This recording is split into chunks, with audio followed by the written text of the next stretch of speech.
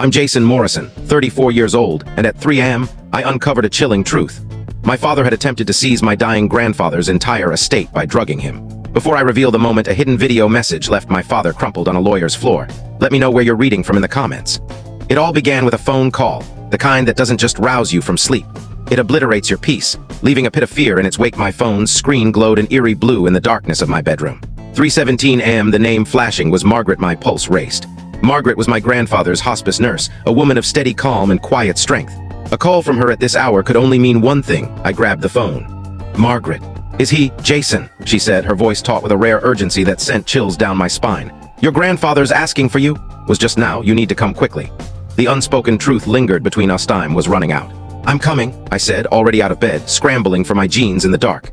My mind flooded with memories of Grandpa Bill, teaching me to balance on a bike in his weathered driveway, his scent of pipe smoke and old paper as he read The Hobbit aloud. Or the day, 2 years ago, in a sterile doctor's office, when he faced the words pancreatic cancer with a quiet grace that shattered me for 2 years. The 40-minute drive to his old Victorian home had become a sacred routine. I was a high school English teacher, a failure in my parents' eyes for choosing a modest paycheck over prestige. But to Grandpa Bill, I was a triumph. He was my rock, my fiercest advocate, the only one in my family who saw that a life's worth isn't measured in dollars. The drive was a haze of empty roads and blinking yellow lights. Each mile felt like a countdown. I rehearsed my farewell, the words I needed to say to honor a lifetime of boundless love. I wasn't ready. I'd never be ready. When I pulled onto his quiet, tree-lined street, a shocking sight jolted me from my grief.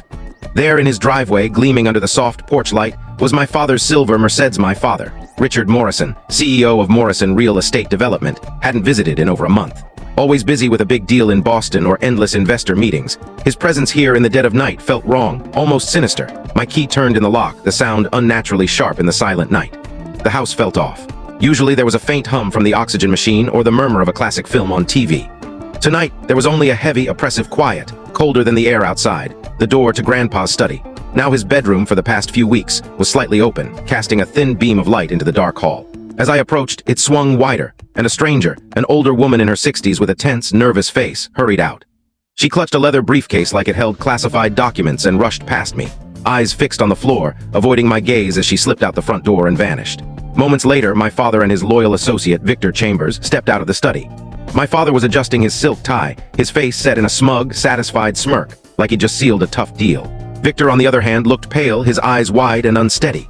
"Jason," my father said, his voice loud with feigned surprise. He always spoke as if to command the room. "What are you doing here?" Margaret called, I said, my eyes darting past him into the study. I can't tell you the full story in short. To watch the full story, click the related link below.